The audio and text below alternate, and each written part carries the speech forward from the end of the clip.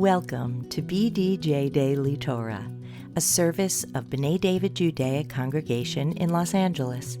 Here is Senior Rabbi Yosef Kanefsky.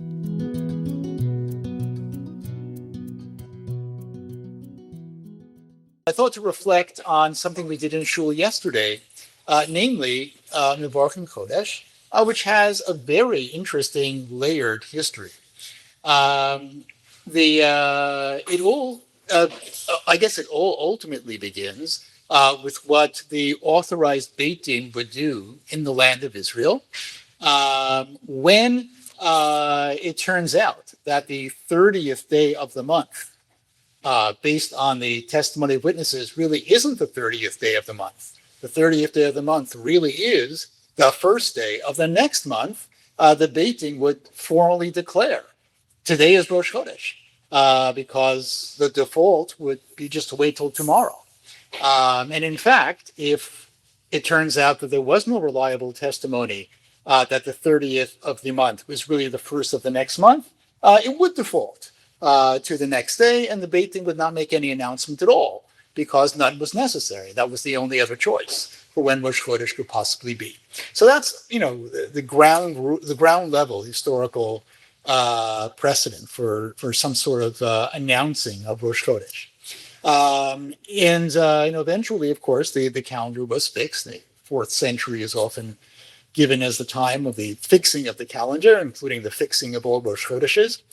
In the 9th century, Rav Amram Gaon thought it would be neat to sort of, as a commemoration of what was once done, for people in shul or for whatever designated body there in Babylonia to declare on Rosh Chodesh formally, today is Rosh Chodesh, sort of a commemoration of what was done, at least much of the time, if not all of the time, by the Beit Din in Eretz Israel long ago.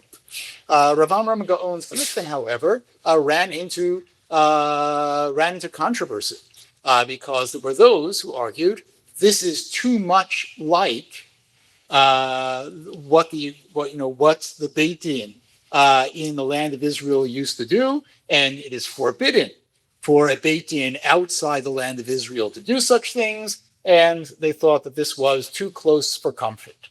It was more than a commemoration. It felt like a replication or a continuation of, which was unlawful. And so they made a compromise. They would announce when Rosh Chodesh is, but when would they do it?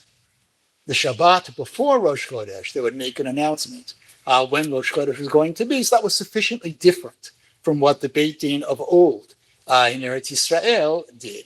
And pretty much that was it for a number of centuries after that.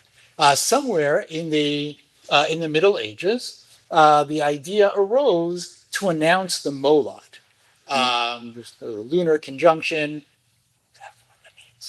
But we equate it with the birth of the new moon, as the name suggests. And why would the Molad be announced? No Beit Din ever announced the Molad.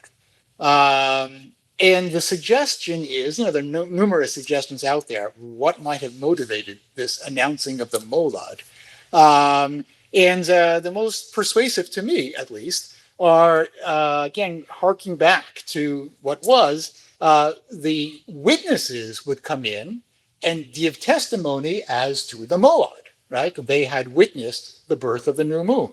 So the announcement of the Molad, not by a Beit Din, but by the witnesses who had come to the Beit Din, invariably preceded the announcement of Rosh Chodesh. So once we're announcing Rosh Chodesh, which we've been doing since the 9th century already, on the Shabbat before, let's announce the Molad, perhaps in remembrance of the sequence of events that would have taken place in the great, in the Beit Din, the authorized Beit Din in Eretz Israel.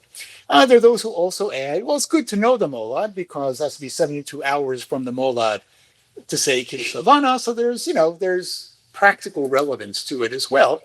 The Molad, by the way, is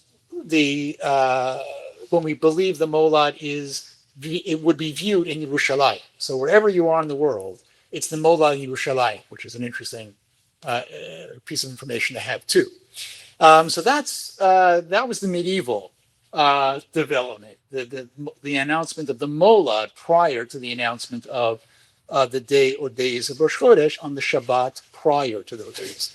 In the 18th century, what we think of as Mevarchim Chodesh, ויהי רצון מלפניך, שחדש לטובה וברכה, ותיתן לנו חיים ארוכים, חיים של shalom, as Alex beautifully davened it on yesterday. That enters, I think it is located in Poland in terms of the origin. That's when that enters the rite. And that, of course, is a very, very old tefillah. It's the tefillah that, according to the Gemara, the sage Rav would say every single time he recited Amidah. He didn't say Elohai Nitzor L'Shni Meirah. He said, may you give us a Chaim Aruchim, Chaim Shel Shalom, Chaim Shel Chilutz Atzamot, and all those things. We just slapped a Yehi Ratzon sentence onto the top of it and borrowed Rav's daily prayer at the end of the Amidah and installed it. And this is part of the tradition that about which much could be said, that Rosh Chodesh was always perceived, going back to biblical days, as a time of new beginnings, as a time of turning over a new leaf. The Korban Chatat,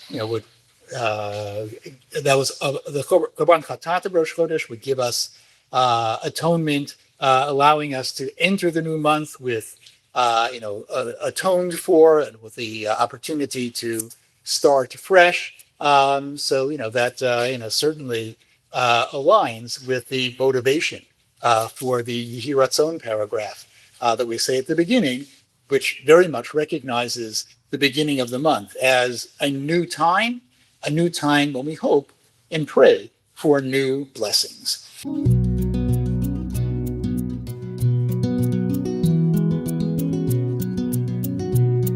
You've been listening to BDJ Daily Torah, a service of B'nai David Judaic Congregation in Los Angeles. To learn more about our synagogue, visit b'naidavid.com.